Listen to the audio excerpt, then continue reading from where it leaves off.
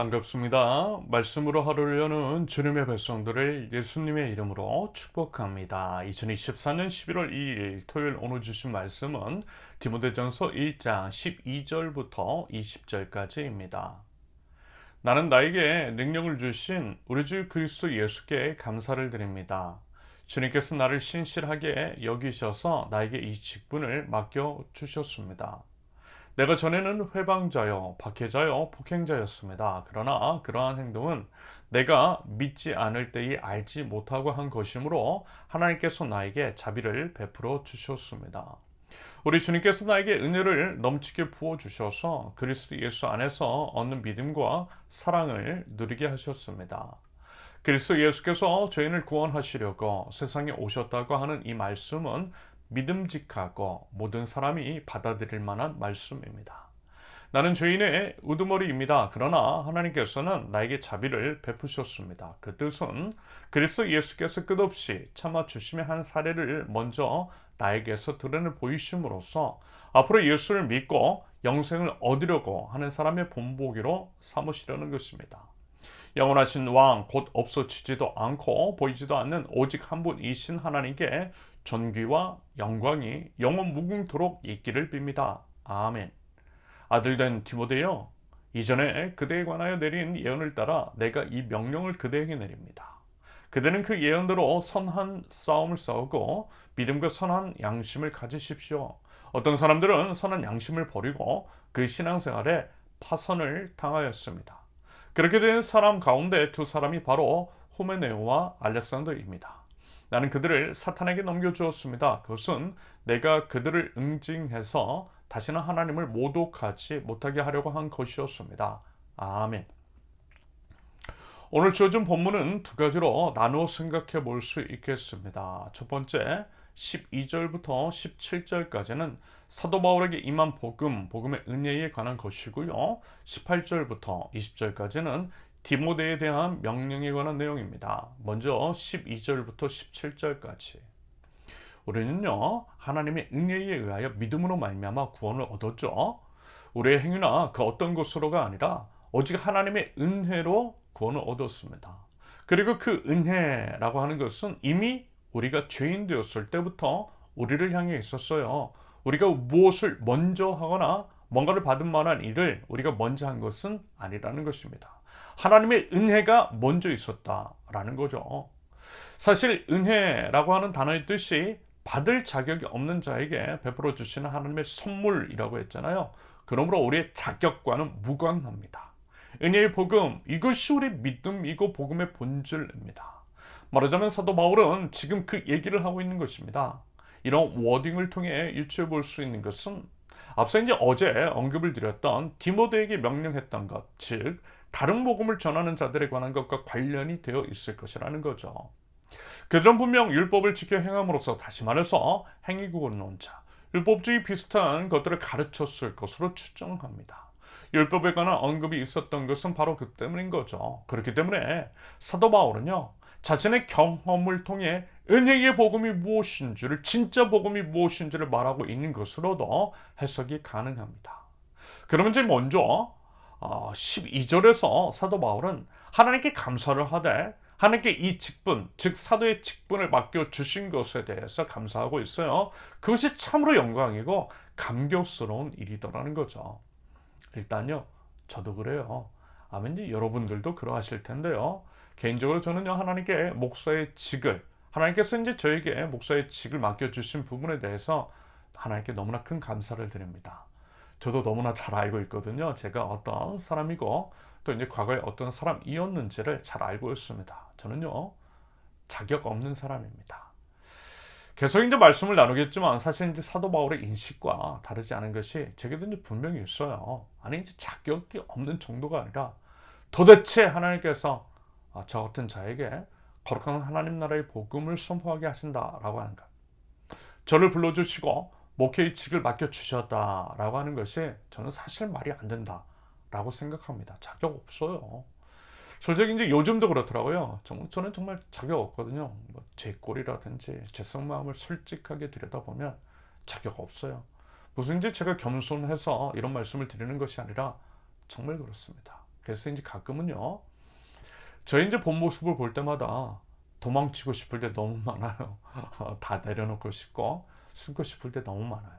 하지만 그럼에도 은혜로 이끄시는 우리 주님이시더라고요. 그래서 이제 그 은혜로 살고요. 그 은혜에 힘입어 이렇게 이제 사역을 하고 있고요. 주님의 은혜만을 자랑하게 됩니다.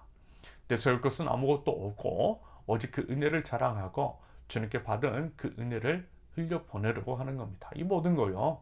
하나님께서 먼저 자격 없는 저에게 먼저 그 은혜를 흘려 보내주셨기 때문입니다. 아무튼 이제 사도 바울은 분명하게 이야기하고 있어요. 자신이 이제 과거 어떤 사람이었는지를 말입니다. 13절의 표현처럼 회방자, 박해자, 폭행자였다라고 해요. 그가 예수님을 믿지 않았을 때 모르고서 한 일들이었대요. 그만큼 어리석었다라는 것입니다. 15절의 표현처럼 죄인의 우두머리였다라고 해요. 하지만 뭐라고요? 하나님께서는 그런 자신에게 자비와 은혜를 베풀어 주셔서 그리스도 예수 안에서 얻는 믿음과 사랑을 누리게 하셨다라고 하는가.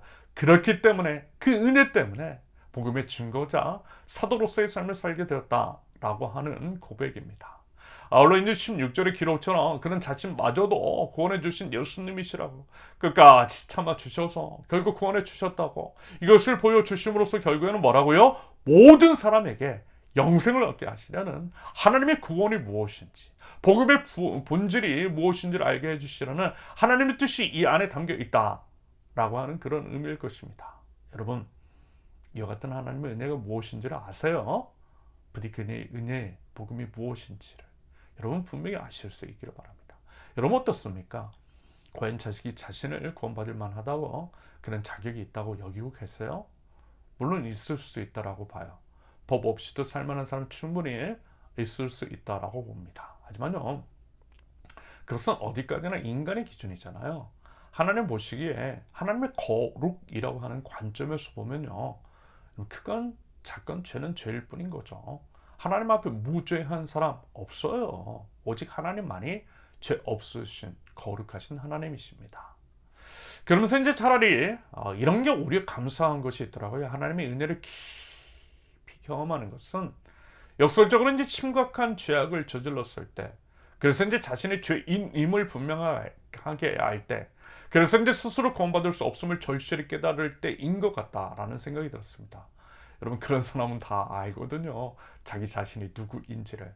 사도 바울처럼 죄인의 우두머리라고 하는 것들을 압니다. 그래서 금방 인정해요. 그래서 하나님의 그 은혜가 얼마나 큰지를 알아요. 알고서 하나님 앞에 엎드려요. 이런 이유로 죄가 큰 곳에 역설적으로 은혜도 크다라고 하는 그러한 말이 있는 것입니다.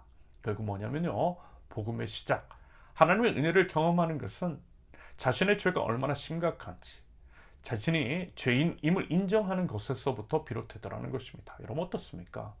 하나님 앞에 전적인 죄인임을 인정하고 계세요.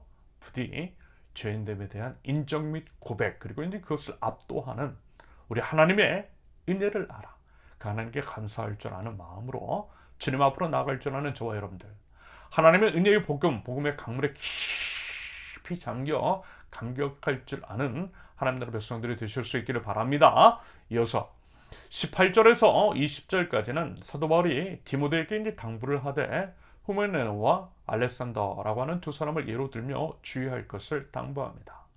19절의 내용으로 보아서요, 그 두 사람은요 선한 양심을 버리고 신앙생활에 파선을 당한 것 같아요. 믿음을 저버린 것이고요, 거짓 복음에 휩쓸렸다라고 하는 것이겠습니다.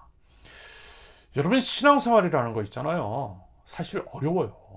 그냥저냥 교회만 왔다 갔다 하는 정도라면 쉬울 수도 있겠지만 여러분 신앙생활이 고작 그런 것은 아니죠. 18절의 표현처럼 선한 싸움입니다. 싸움이라는 표현 안에 참 많은 것들이 담겨 있잖아요. 그만큼 치열하다라는 것입니다. 그러면서 이런 게 참 많이 아쉽습니다. 목사로서 수많은 사람들을 마주하면서 이와 같은 부분이 보이지 않아요. 특히 이제 요즘 교회 다니는 사람들을 바라볼 때 치열함이 없는 것 같아 보여요. 그 중에서도 생각에 치열함이 없어 보입니다.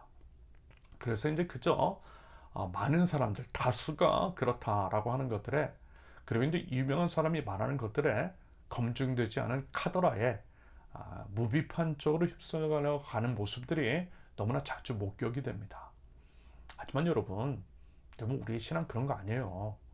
사도 바울이 디모데에게 권면하는 것도 이런 것이잖아요. 비판적으로 바라보라는 것입니다. 좋은 게 좋은 거지. 여러분, 이거 신앙 아닙니다. 분명한 복음, 진리 위에 서야 한다라는 거죠. 그러기 위해서는 제대로 알아야 한다라고 하는 의미가 당연히 내포되어 있는 것입니다.